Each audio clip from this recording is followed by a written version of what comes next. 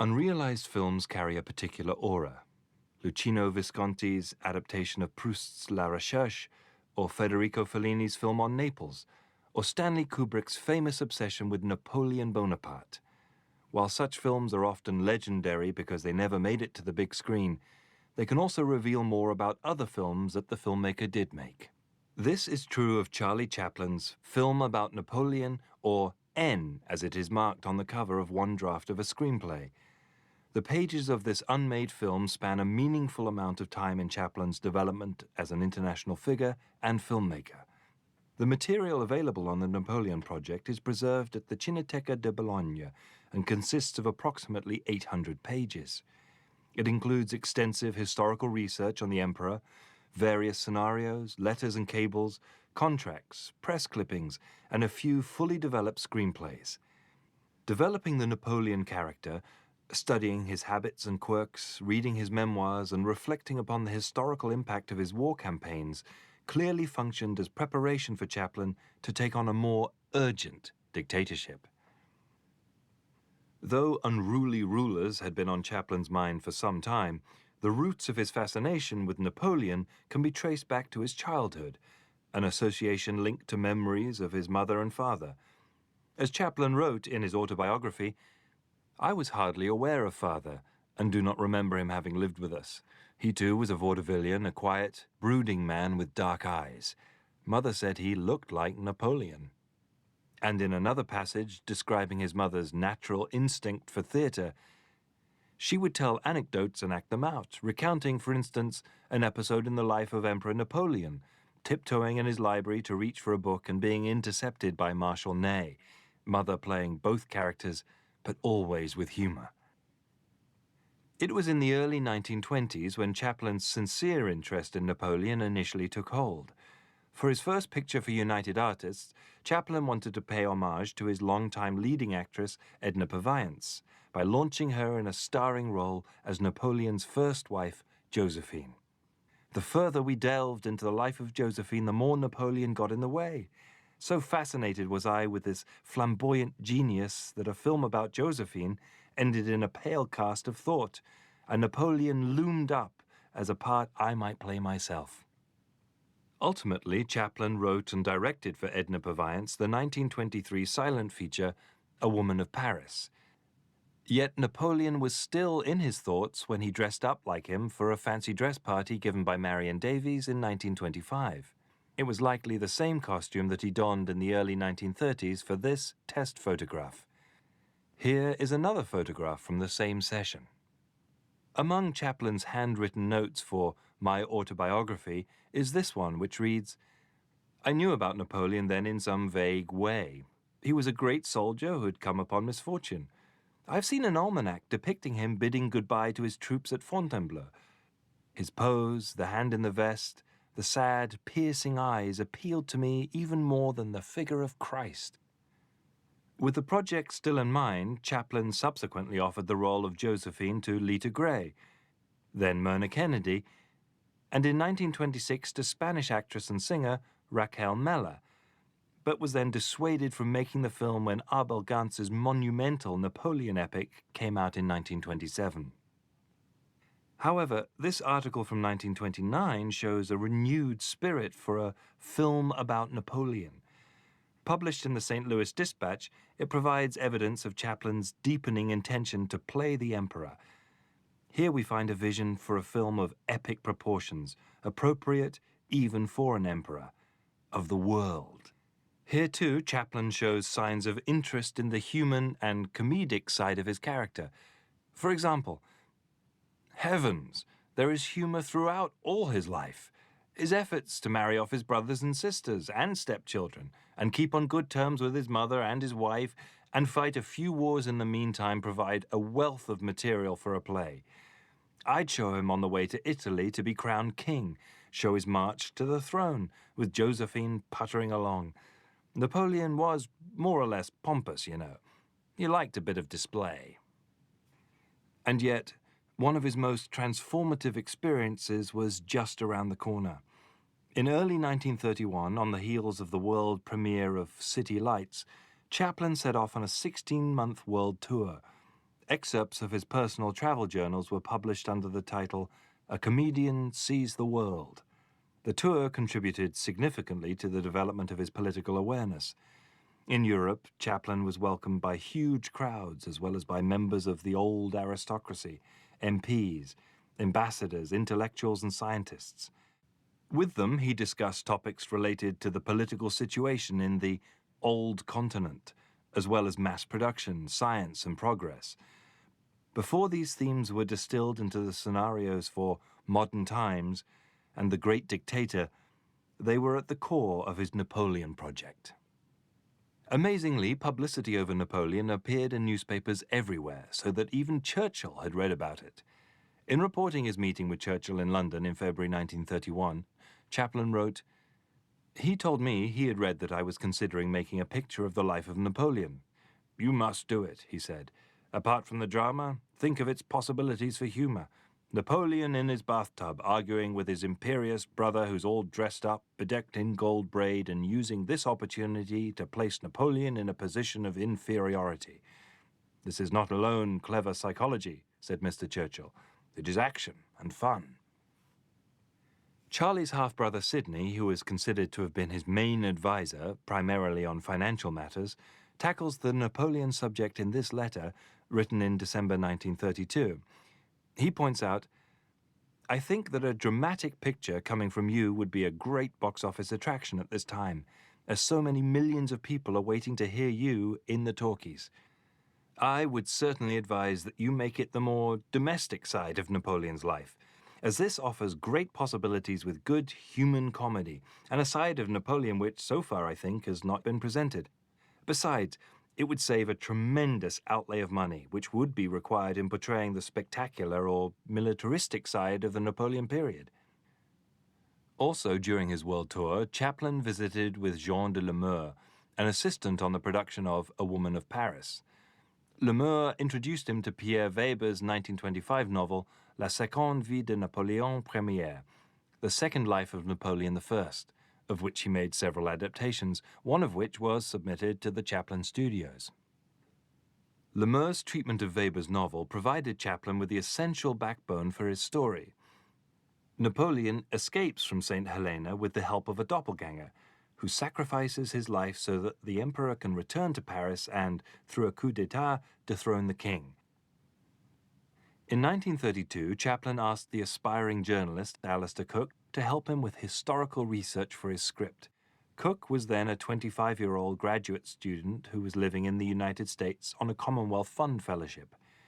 The abundance of notes surviving in the Chaplin archive proves Cooke's dedication, providing Chaplin with thorough descriptions of historical events and accounts of the emperor's daily habits and idiosyncrasies, as well as with details of his apartment on St. Helena. From Alistair Cooke's notes, Chaplin was able to string out a scenario. In one version, he actually portrays Napoleon studying his atlas with greed. He also goes into great detail about the emperor's daily habits. He shaves in front of the window. The first valet hands him a razor and soap, the second valet holding the looking glass. This second valet then tells him when he has left some spot unshaven. After he has shaven one cheek, the whole system is reversed for the other cheek.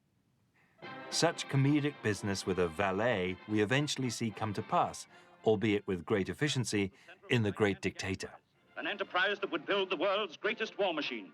Behind this undertaking was the dynamic energy of Adenoid Hynkel, whose amazing genius ran the entire nation, whose ceaseless activity kept him busily occupied every moment of the day.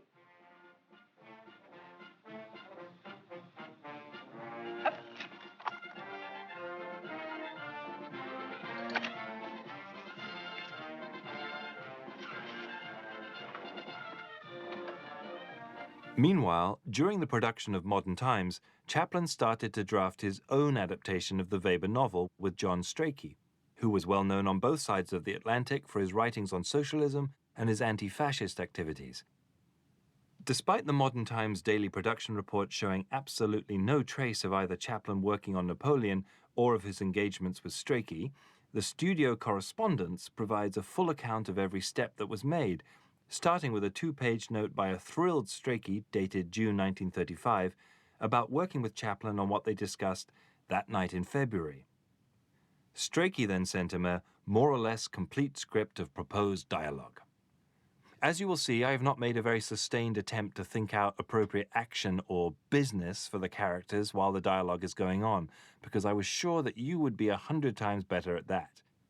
How is mass production getting on? I think of it often. I'm quite sure it will be the biggest thing you've done. According to the production records in the Chaplin archive, this is the first and only time that Chaplin had embarked on a parallel project while shooting a film. It underscores both the importance of Napoleon to Chaplin and the fact that, even with a dialogue script having been written for modern times, he had other designs for what could be his first all-talkie production. The correspondence between Sidney Chaplin and the general manager of the Chaplin Film Corporation, Alfred Reeves, about the Napoleon project is also a primary source of interest. On July 1st, 1935, Reeves mentions to Sidney Charlie's interest to secure rights to Jean de Lemure's adaptation of the Weber novel at a reasonable price. In November, Reeves reports on Charlie's plan to make 2 pictures in the course of the following year, pointing out that the first one probably will be the Napoleon story from the script which you have arranged to purchase. He is very keen on the idea contained in this manuscript. I believe it's his intention to play Napoleon, and there's a good part for Paulette as the young girl who has romantic dreams of him, which, of course, are not to be fulfilled. Around this time, magazines announce once again a film about Napoleon. This 2-page spread is from Modern Screen, suggesting that Chaplin suffered a Napoleon complex. On February 15th, 1936, the first issue of the Indian film magazine City Lights, published in Bombay, dedicated its cover to Chaplin and his new film. Inside, the review of Paramount's The Lives of a Bengal Lancer captures the pulse of the times, bringing Herr Hitler and Charlie Chaplin ever closer together. On page 5, the commentator suggests that Chaplin might have decided to revive Napoleon in a pacifist key, inspired by the present impasse of the League of Nations who have tried everything but war to prevent war.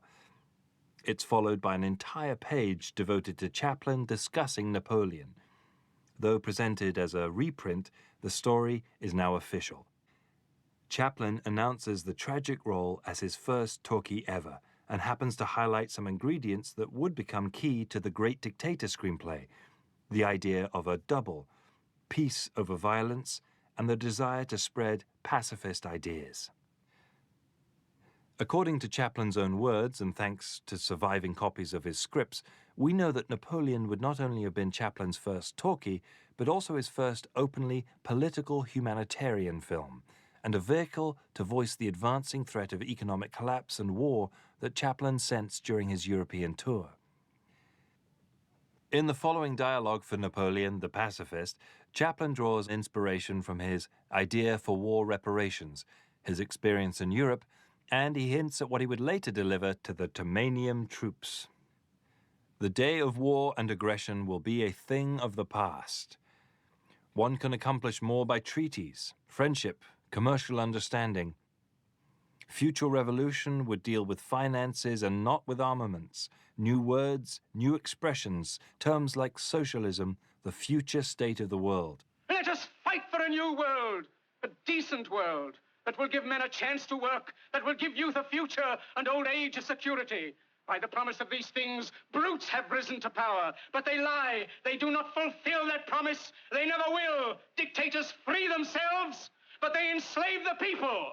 Now let us fight to fulfill that promise. Let us fight to free the world, to do away with national barriers, to do away with greed, with hate and intolerance. Let us fight for a world of reason, a world where science and progress will lead to all men's happiness. We are coming into a new world, a kindlier world, where men will rise above their hate, their greed, and brutality. Paulette Goddard's leading role as the young Hannah in The Great Dictator resembles the spirit of the young female lead Elaine in Chaplin and Strachey's historical fantasy. And when a disguised Napoleon, now Elaine's history tutor, speaks of the cruelty of wars and of the atrocities of criminal Bonaparte, the character of Napoleon gives way to Chaplin's own vision. So too will that of the Jewish barber of the ghetto in The Great Dictator, a move sharply criticized nearly across the board by film reviewers as being out of character. Chaplin defended his artistic freedom in the New York Times, proclaiming, "What of it? May I not be excused for ending my comedy on a note that reflects honestly and realistically the world in which we live? And may I not be excused in pleading for a better world?" Mind you, it is addressed to the soldiers, the very victims of a dictatorship. Despite Alfred Reeves having secured the copyright to Pierre Weber's novel in May of 1936, and despite Chaplin's announcement of the Napoleon project only 3 months prior, one of the first signs of Chaplin's ultimate hesitation with the project is detectable in a letter written by Reeves to Sidney Chaplin dated February 21st. When John Strachey was here on a lecture tour, Charlie told him of the Napoleon story, and he has now sent him some dialogue, which seems very good. I don't know if he's going to use it, but he does say he's going to make a talking picture for Paulette when they return, and after that, perhaps another picture for himself. But of course, there is nothing very definite. Then, in a letter to Reeves from May 3rd, 1936, Sidney expresses his own misgivings about his brother lingering over the project and about him taking too much time between pictures. Also, in his usual role of European commentator, Sidney reports on the opening of a play in London. In addition to the London play, I read that a company in Paris is about to make a Napoleonic picture based upon his life on St. Helena, and it is 100 to 1 that the London play will also be turned into a film, so there is going to be some competition for Charlie. Sidney's worries are somewhat shared by Reeves in this letter from May 18th, though Reeves seems to be more concerned about the propagandistic implications that a film on Napoleon might have. "I believe, as you do, that he should get busy with another comedy of his own, a purely comic picture, one that cannot be interpreted as being propaganda of any kind, as a lot of stuff in modern times seems to have done." Ultimately, it was clear that Chaplin was ready to make an unwavering political statement with his next film, and to finally give a voice, literally and metaphorically, to his character. Napoleon's comedic devices, the narrative expedient of mistaken identity, and most importantly, the pacifist message, were maintained and brought to life in The Great Dictator. The Napoleon project was eventually abandoned during the summer of 1936, after Chaplin returned home from a 4-month trip to the Far East with Paulette Goddard. Chaplin's undated letter to John Strachey seems to conclude their Napoleon undertaking. "My dear Strachey, the reason I have not written to you before now was that on my last vacation in the Orient I intended going on from there to London, where I anticipated seeing you, but urgent business matters came up while I was in Japan, so I was compelled to return directly to Hollywood. Since then, I have vacillated with the idea of doing the Napoleon story, and at this writing I have deferred Nap for a time to do a picture for Paulette." 4 years later, during a press conference for The Great Dictator, Chaplin would recall his former obsession. "Every actor has a yearning to play Napoleon. I've gotten it out of my system. I've played Napoleon and Hitler and the Mad Tsar Paul, all rolled up into one."